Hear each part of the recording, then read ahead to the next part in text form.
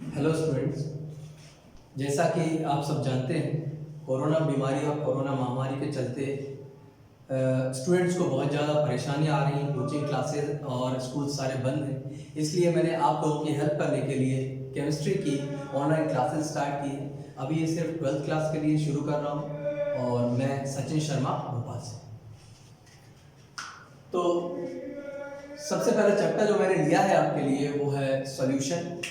ये physical chemistry का एक चैप्टर है जो आपको एमपी बोर्ड वालों को 6 मार्क्स देता है, जबकि सीबीएसई बोर्ड में ये 4 मार्क्स है।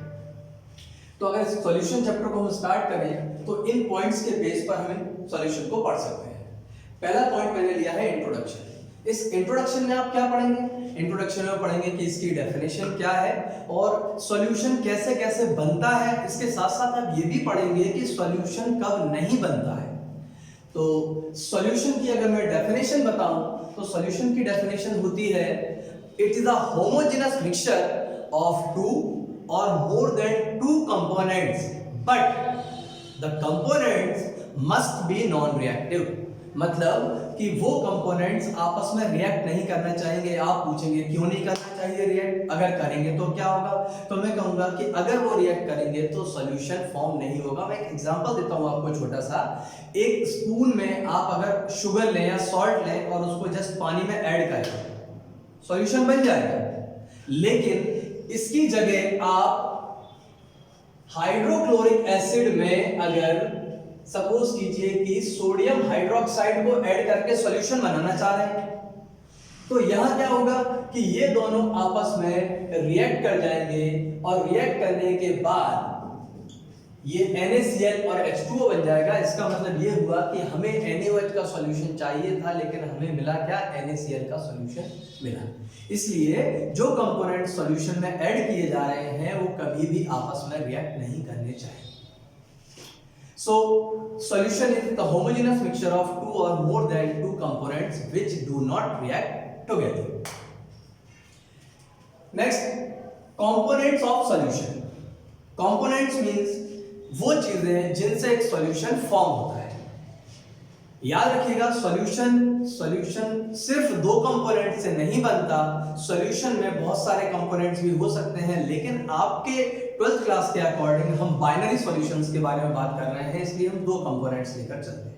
अगर दो से ज्यादा कंपोनेंट्स अगर होते भी हैं तो हम किसी एक को सॉल्वेंट मानते हैं और बाकी जितने सारे होंगे वो सब सॉल्यूट कहलाते हैं।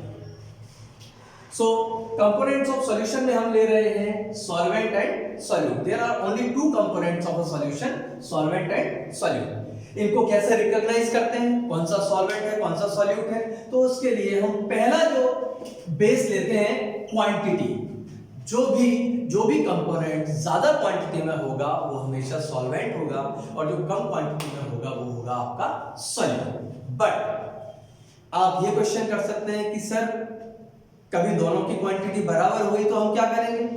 तो तब क्या करना है? तब आपको देखना है सॉल्वेंट की फिजिकल स्टेट। कैसे? जो भी सॉल्वेंट की फिजिकल स्टेट होती है वही सॉल्यूशन की भी फिजिकल स्टेट होनी चाहिए। इट मींस जिस फिजिकल स्टेट में सॉल्यूशन है, it may be solid, liquid और गैस, जिस फिजिकल स्टेट में सॉल्यूशन है उसी फिजिकल स्टेट में आपका सॉल्वेंट होगा। ये भी एक तरह की पहचान है जिससे हम सॉल्वेंट और सॉल्यूट को अलग अलग कर सकते हैं। Now classification of solution. Classification का मतलब ये हुआ कि हम सॉल्यूशन को कितने पार्ट्स में डिवाइड कर सकते हैं और किस किस बेस पर डिवाइड कर सकते हैं। तो क्योंकि आप सब जानते हैं क्लासिफिकेशन के लिए कोई ना कोई बेस तो हमें लेना पड़ता है।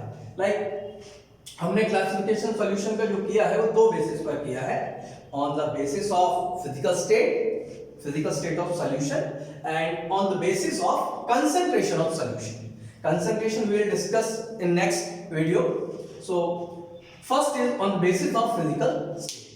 On the basis of physical state, you all know there are three physical states: solid, liquid and gas. So solutions are also of three types: solid solutions, liquid solutions and gaseous solutions.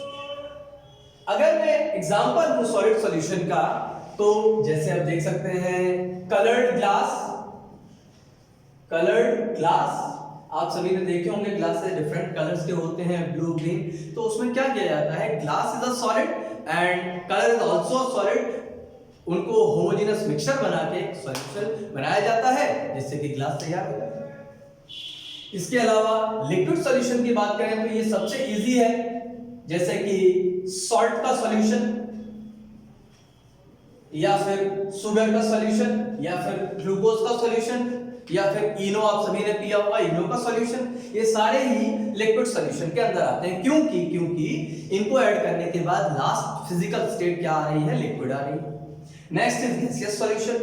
Gaseous solution में जो components होंगे वो या तो दोनों gas होंगे या solvent gas होगा और सॉल्यूट लिक्विड होगा, या फिर सॉल्वेंट गैस होगा और सॉल्यूट सॉलिड होगा। तो इसका एग्जांपल, सबसे बढ़िया एग्जांपल है एटमॉस्फेयर। एटमॉस्फेयर में आप सब जानते हैं क्या होता है, एटमॉस्फेयर में तीन गैसेस एक साथ हमारे एटमॉस्फेयर में होती हैं जो कि होमोजेनस मिक्सचर बना के रहती हैं। यहाँ पे अगर मैं बात करूं कि सॉल्वेंट कौन होगा, तो नाइट्रोजन सबसे ज्यादा है, और नाइट्रोजन सबसे ज्यादा है इसलिए नाइट्रोजन सॉल्वेंट का काम करेगा। बाकी कार्बन डाइऑक्साइड हुआ, डस्ट पार्टिकल्स हुए और ऑक्सीजन हुआ, ये सॉल्यूट का काम करेगा। So next classification is on the basis of concentration. अब आप सब जान चुके हैं कि एक सॉल्यूशन बनाने के लिए हमें सॉल्यूट और सॉल्वेंट की जरूरत पड़ती है। तो ये सॉल्यूट और सॉल्वेंट के क्वांटिटी के बेस पर हमने इसको डिवाइड किया है तीन पार्ट्स में, जैसा कि आप देख रहे हैं, saturated solution, unsaturated solution and last one is super saturated solution. क्या होता है ये सैचुरेटेड सॉल्यूशन, नाम से समझ में आ रहा है, सैचुरेशन पॉइंट। सैचुरेशन पॉइंट मतलब क्या हुआ, निल। जब आप सॉल्यूशन तैयार कर रहे हैं, सॉल्यूशन बना रहे हैं और उसमें सॉल्यूट का डिसॉल्व होना बंद हो जाए तो आप कहेंगे कि वो saturated solution. It means the solution in which no more solute can be dissolved is called saturated solution. Now second is unsaturated, just opposite to it, the solution in which more solute can be dissolved। हम कह रहे हैं इसमें और नहीं घोला जा सकता है, पर इसमें अभी घोला जा सकता है। लाइक एक गिलास पानी में आपने 1 चम्मच नमक मिलाया, क्या और घुलेगा, हाँ घुलेगा, तो आप 1 चम्मच और मिलाएंगे, अभी भी अनसैचुरेटेड। मतलब जब तक ये घुलता रहे तब तक आप क्या करते हैं, उसे अनसैचुरेटेड मानेंगे, और जब घुलना बंद हो जाए, वो बॉटम में सेटल होने लगे, तो आप कहेंगे that is saturated solution. And last one is super saturated. What is the meaning of super? Like super 30 classes, it means more than others. So super saturated, it means it contains more solute than saturated solution, and it can be obtained by heating only. When you will heat the saturated solution and then add some solute, it will be formed super saturated.